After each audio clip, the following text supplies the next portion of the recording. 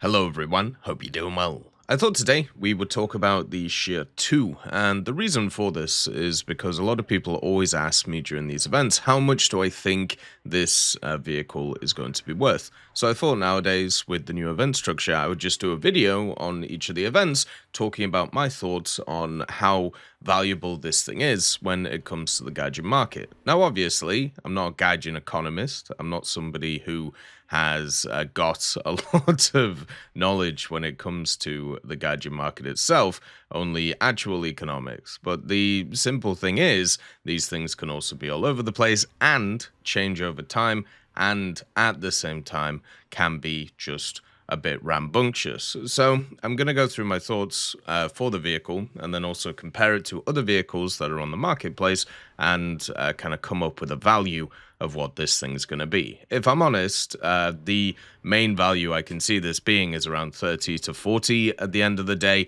probably starting off around 20 or 25, just because of the simple fact that the other vehicles that are around the BRs that, you find this thing at, and also the general usability of it, you're going to see, similar prices. So talking about the vehicle, it's a rank 6, it's about rating 9.7. Rank 6 is fine for the vehicle. It's an event vehicle, though, so you don't get any premium bonuses. If this thing was a premium, the price of it would just skyrocket, but unfortunately, that isn't the case, so you're still going to have to grind it out. So normally, what instead people look for is the usability of this type of vehicle. Now, at 9.7, Britain doesn't have a lineup, and the major lineups for it are at 10.0, 10.3, and 10.7. So if this thing goes up in BR, it might actually increase in value, which is hilarious. But the main thing is you have to run it with a bunch of lower BR vehicles and use this as a spearhead. And to be honest, you can. It is good enough to use as a spearhead, which is why I think there's actually a chance it could easily go up in BR. Now, you have a good reload, you have a good round for the BR, you also have good gun depression and decent mobility, which it isn't as good as a lot of other vehicles that are around, but at 9.7, I think generally its mobility is good. So the overall factors for this vehicle, there's nothing bad about it. It has everything you would want out of an MBT. The only thing it's missing is thermals, and generally around this BR, there is a lot of vehicles without thermals that can exist and be very good. The Radkampfwagen, for example, a lot of the Soviet MBTs around this BR don't have thermals. Even stuff like the TDUD, which people really enjoy, obviously doesn't have thermals either. So one of the interesting things, though, that could increase its value is the fact that there aren't any vehicles comparable to it on the market in the British tech tree. So if we have a look at the ones which are there, they're all pretty much low tier stuff. So for example, of course, the Churchill Avery, which came out last year, that one is only $20. You also have the Churchill Crocodile, the Electo, the Matilda Hedgehog. You have stuff like the QF 3.7 Ram. All of these vehicles are kind of mid-tier World War II ones, and most of them sit between $20 to $40. The only one that's different is the Churchill Crocodile, because of how you got access to it back in the day. Now, when it comes to the higher ones, you have the Centurion Mark V1 and also the Centurion Mark II. Now, both of these are quite highly priced. They're at 75 Gaijin and 80 Gaijin respectively, but also, once again, they were vehicles that were quite hard to attain, obviously the Mark V being a Battle Pass vehicle, but the other part of it is their premiums.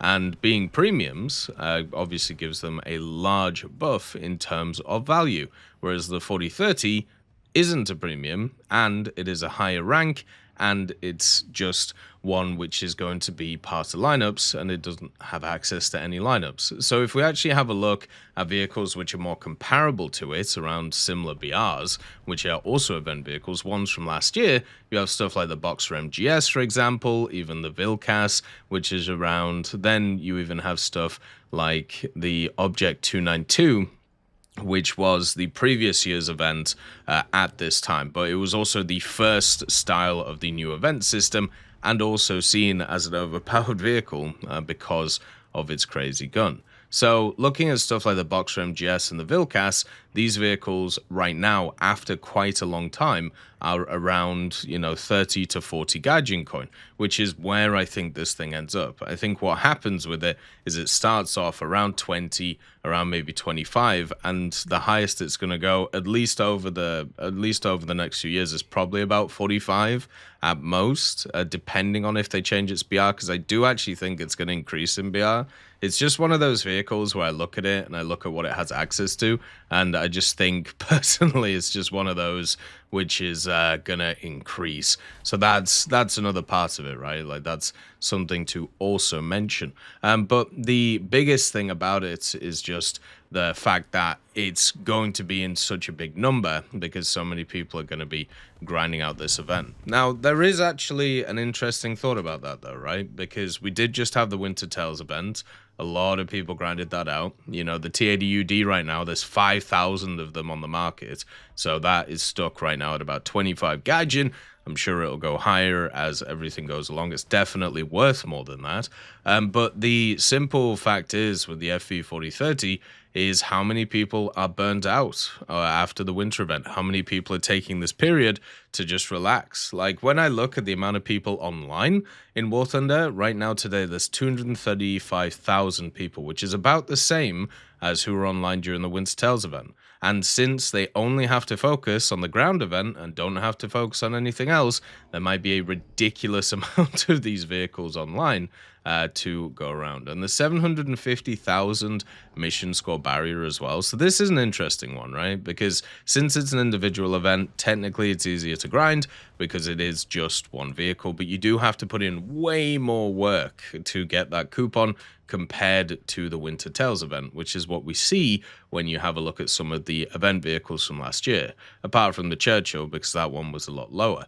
And this has actually had a negative effect on aircraft and also naval vehicles and their value, because it's way easier to grind those game modes to get mission score, especially since you have simulator in air, and in naval, you have very high modifiers. But in ground, it's actually quite hard to get the coupon because you have to put in quite a lot of work to get there. And that has increased the value of a lot of these over, the last year. So something like the FV4030 has all of these factors, which should technically increase its value. But obviously, it depends on what the demand is for this type of vehicle. When we have a look at the British tech tree, the simple fact is, at these higher echelons, you have already quite a few nice vehicles. You have, of course, the Roycat 105, which is at 9.7, the Khalid as a premium, which is here, and then you have other things like the MTTD, the Elephant Mark II, the VFM5. All of these things you can fit in that 9.7 lineup at rank 6.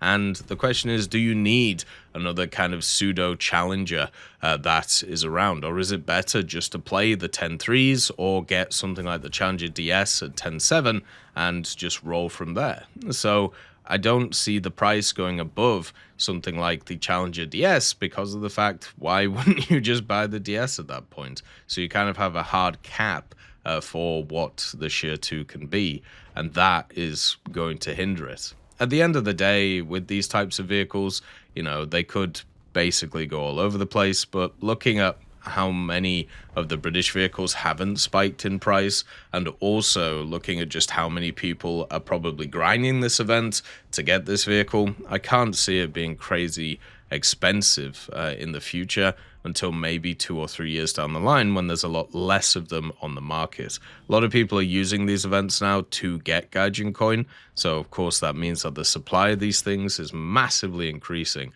And even though with ground there's a lot of stuff working against it, I still don't think it's enough to make it, an insanely high price for the vehicle. This one would be a middling one, and that kind of sucks because the vehicle itself is really, really good.